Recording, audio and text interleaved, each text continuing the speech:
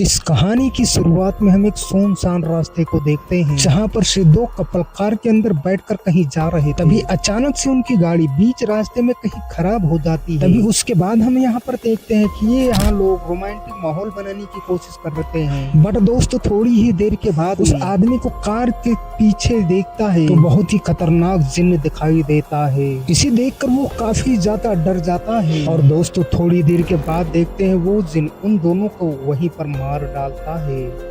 दोस्तों इस कहानी का टाइटल है कि मुझे कहानी सुनाओ। इसके बाद दोस्तों तभी कहानी दूसरी ओर शिफ्ट होती है। अब हम उसी हवेली के अंदर एक नास नाम की लड़की को देखते हैं, जिसकी शादी अभी अभी हुई है और आज उसकी शादी की पहली रात है। वो अय्यूब की परिवार वालों से यहाँ पर मिलती है और उसकी माँ से मिलती है, जहाँ इन लोगों से मिलने के बाद उसे काफी अच्छा लगता है। फिर तभी हम देखते हैं उसका देवर उसके कमरे तक उसे छोड़ने के लिए जा रहा था। तभी रास्ते में वो उससे अजीबोगरीब सी बातें कर रहा था। वो बोल रहा था कि इस हवेली के अंदर बहुत पुराना जिन्न रहता है, क्योंकि इसीलिए इस हवेली को हमारे पूर्वजों ने बहुत ही सस्ते में इसे खरीदा था। अब ये लोग आगे बात करते हुए आगे बढ़ते ही जा रहे। तभी अचानक से नाज को कोई पीछे से निकलता हुआ दिखाई देता। तभी दोस्तों नाज इससे पूछते हैं कि आखिर ये पीछे कौन गया है। तभी इसका देवर यहाँ पर बताता है कि वो हमारी दादी है और वो बहुत ही ज्यादा खतरनाक है, जिनसे भी ज्यादा वो खतरनाक है। इसलिए वो नाज से भी मना कर देता है कि तुम उसके कमरे की तरफ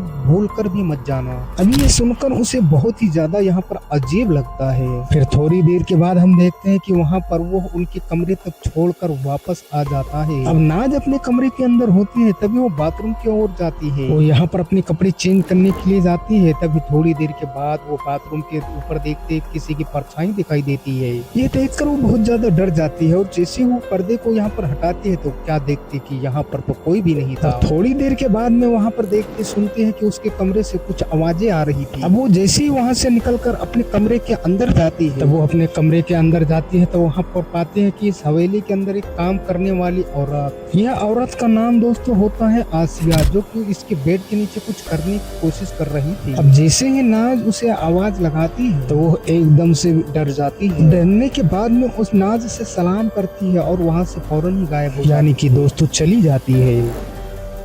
अब ये सब देखकर नाज को बहुत ज्यादा यहाँ पर अजीब लगता है, इसलिए जब भी अपने बेड पे बैठती है तब उसे वहाँ पर कुछ महसूस होता है। और जैसे वो बेड के नीचे हाथ डालकर उसे निकालने की कोशिश करती है तो क्या पाती है कि काला कपड़ा था और भी काले जादू के काफी ज्यादा सामान रखे हुए थे। यहाँ तक कि दोस्तों उसकी एक फोटो भी थी। अब शायद ये समझ जाती है कि आसिया भी उसके ऊपर एक काला जादू करने की कोशिश कर रही है। दोस्तों इस स्टोरी में बहुत मजा आने वाला है, तो चैनल को सब्सक्राइब नहीं किया तो सब्सक्राइब जरूर कर लेना। नाज ये सब देखकर बहुत ज्यादा डर जाती है और अपने कमरे से बाहर दौड़कर निकलती है अपने पति को ढूंढने के लिए। नाज यहाँ पर अय्यूब को ढूंढ रही थी, लेकिन बाहर दादी के कमरे के पास से कुछ अजीब आवाजें सुनाई दे रही। अब ये देखकर उसे बहुत ही ज्यादा डर लगता है, बट अब वो ये क्या करे। थोड़ी देर के बाद यहाँ पर अय्यूब भी आ जाता है। अब जैसे ही यहाँ पर अय्यूब आता है तो अय्यूब का हाथ पकड़ कर उसे अपने कमरे के अंदर लेकर जाती है और वो उसे वही काले जादू का सामान दिखाना चाहती थी, लेकिन वहाँ जाने के बाद में देखते कि सारी सामानें वहाँ से गायब हो चुकी थी। तभी दोस्तों यहाँ पर अय्यूब भी कहता है कि आज हमारी शादी की पहली रात है, तुम्हें इन सब बातों पर ध्यान नहीं देना चाहिए। थोड़ी देर के बाद में दोस्तों हम अगले ही सीन में देखते हैं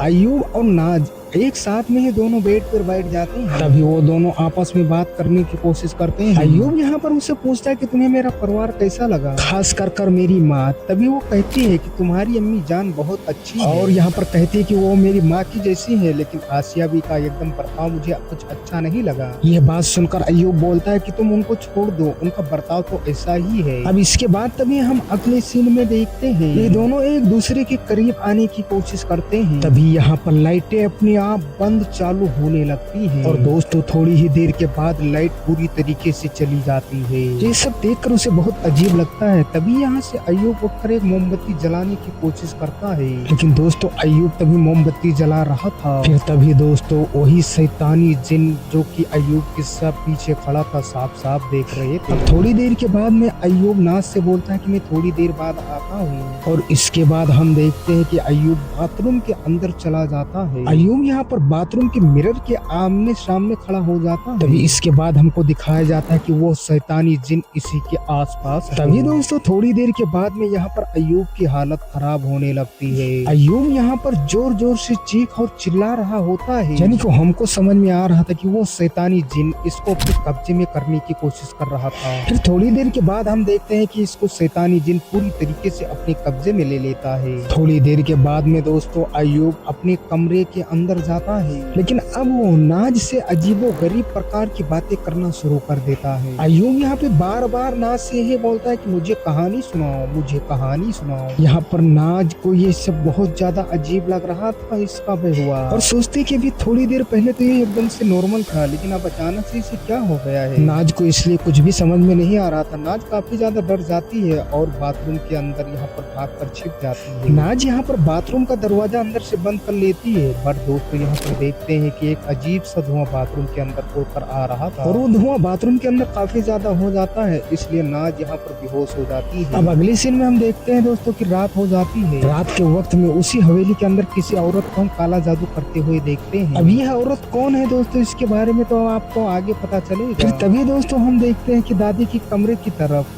आसिया भी जाने की यहाँ पर कोशिश कर रही थी, और जैसे ही उस कमरे के अंदर आसिया जाती है तब हम देख पाते हैं कि वो शैतानी जिन के हाथ को हम देखते हैं यहाँ पर, और वो उसी वक्त पर उसकी यहाँ पर मौत कर देता है। बहुत भयंकर मौत दिया था दोस्तों। इसके बाद हम नाज और अय्यूब को देखते हैं यहाँ पर। नाज अय्यूब से कहते हैं कि इस हवेली के अंदर कुछ तो कुछ जरूर गड़बड़ हो रहा है, जो कि हमको मालूम नहीं पड़ पा रहा है। लेकिन दोस्तों अय्यूब उसकी बात को मानने को तैयार नहीं था। तभी दोस्तों इन दोनों के बीच में आपस में लड़ाई हो जाती है, और इसी बीच अय्यूब कमरे के बाहर जाकर सो जाता है। अब नाज कमरे के अंदर अकेले सोने वाली। अब यहाँ उसे बहुत ही अच्छा फील हो रहा था, क्योंकि अब ये आयुष तो बाहर सोने के लिए गया था, अब उसको कोई भी खतरा नहीं था। लेकिन दोस्तों उसी रात को हम देखते हैं कि वो शैतान अय्यूब के शरीर में फिर से प्रवेश कर गया है, और इसके बाद हम देखते हैं कि उसी कमरे के अंदर यानी कि नाज के कमरे के अंदर फिर से वो चला जाता है। यहाँ पर दोस्तों नाज काफी ज्यादा डर गई थी।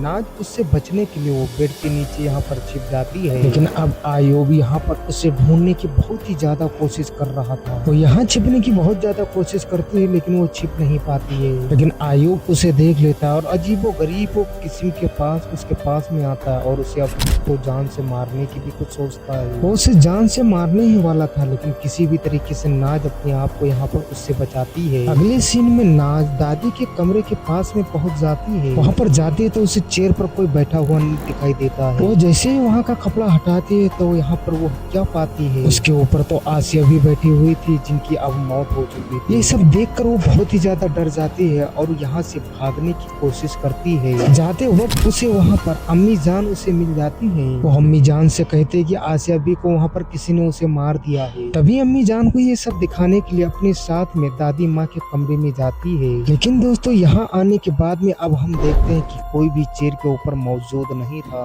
लेकिन ये यहाँ पर अम्मी जान से कहते कि मैंने अभी अभी यहाँ पर आसिया भी को देखा था, और यहाँ बहुत ज्यादा परेशान हो जाते हो। कहते कि मेरी बात पे यकीन कीजिए। तभी अम्मी जान कहती कि मुझे तो यकीन हो गया है। अम्मी जान यहाँ पे कहती है कि हाँ मैंने यकीन कर लिया। अब इसके बाद देखते हैं हम अम्मी जान के पीछे हम उसी शैतानी जिन को देख पाते हैं। अब हमको सब कुछ समझ में आ गया था कि इस जिन का ताल्लुक अम्मी जान से है, और अपनी आंखों से देखकर वो बेचारी बहुत ज्यादा डर जाती। अब अगले ही सीन में वो अपने सोफे के ऊपर सो रही थी। तभी यहाँ पर उसका देवर आ जाता है और अजीबो गरीबो प्रकार की उससे बातें करता है। यहाँ पर कहता है कि हमारे अब्बा जान बहुत ही खराब इंसान थे, उन्होंने मेरे बड़े भाई के नाम पे सारी जेवर जेवरात कर दी। और कहता है मेरे नाम पे कुछ भी नहीं किए। वो ऐसी बहुत सारी बैकी बातें यहाँ पर करता है, और एंड में नाज से कहता है कि वो उसे जान से मार देगा, और तभी वो उसे अजीब तरीके से टच करता है। बट दोस्तों थोड़ी देर के बाद उसके पीछे सर के ऊपर कोई पीछे से वार करता है, इसके कारण वो घायल हो जाता है। अब दोस्तों हम देखते हैं कि ये कोई और नहीं बल्कि उसकी दादी होती है। जी हाँ दोस्तों, दादी नाज से कहती है कि तुम जल्दी से यहाँ से भाग जाओ। तो देखा आपने जिस दादी को बहुत पहले से हम भूत समझ रहे थे वो कितनी अच्छी है, और डरावनी दादी भी समझ रहे थे, उस जगह पर नाज की दादी ने मदद की। और देखते रहिए दोस्तों, अभी इस कहानी के और भी रहस्य खुलने बाकी है, जिसे सुनने के बाद में आप भी बहुत बुरी तरीके से हैरान हो जाओगे। अब नाज दोस्तों यहाँ से भाग जाती है। उसकी भागने की खबर उसका देवर अपनी अम्मी जान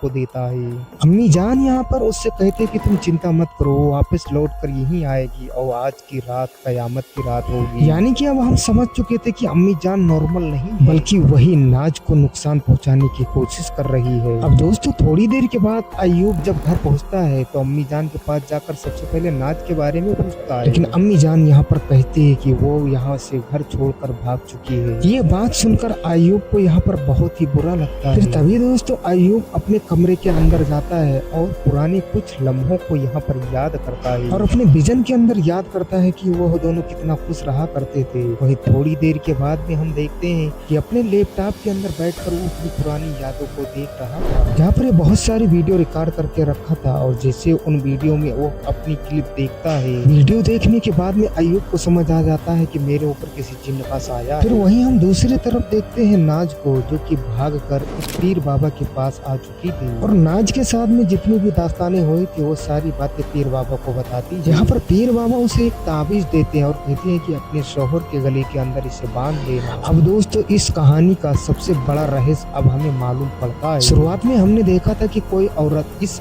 हवेली के अंदर काला जादू कर रही है। वो औरत दोस्तों कोई और नहीं बल्कि अय्यूब की अम्मी जान थी। जी हाँ दोस्तों, किसी ने उस जिन्न को दोस्तों अपने पास बुलाया। यहाँ पर नाज अब जब वापस अपने घर पे लौटती है तब अय्यूब यहाँ पर नाज से माफी मांगता है और यहाँ पर कहता है कि मुझे माफ कर दो, मैंने तुम्हारी बातों पर यकीन नहीं किया। और कहता है अब मुझे सच्चाई पता चल चुकी है क्योंकि मैंने अभी अभी लैपटॉप के अंदर देखा अपना भयानक। और कहता है कि मुझे माफ कर दो, मैंने तुम्हारे ऊपर हमला किया। और कहता है मुझे कुछ भी याद नहीं, मेरे ऊपर जरूर जिन्न का साया। यहाँ पर नाज उसे आसानी से माफ कर देती है और पीर बाबा का दिया हुआ ताबीज उसे पहनाने की कोशिश कर। तभी थोड़ी देर के बाद वही शैतानी जिन वहाँ पर वापस आ जाता है। इस बार वो शैतानी जिन फिर से उसे अपने कब्जे में ले लेता है और अय्यूब फिर से नाज को मारने की कोशिश कर रहा था। और इससे पहले दोस्तों नाज को वो मार पाता तभी यहाँ पर दादी माँ आ जाती है और उसके पीछे से वार करती है। दादी माँ किसी भी तरीके से उस जिन्न को अपने कब्जे में कर लेती है, वो उसे कंट्रोल अच्छी तरीके से कर पा रही। और इसी बीच नाज वो ताबीज को उसके गले के अंदर डाल। जैसे ही वो ताबीज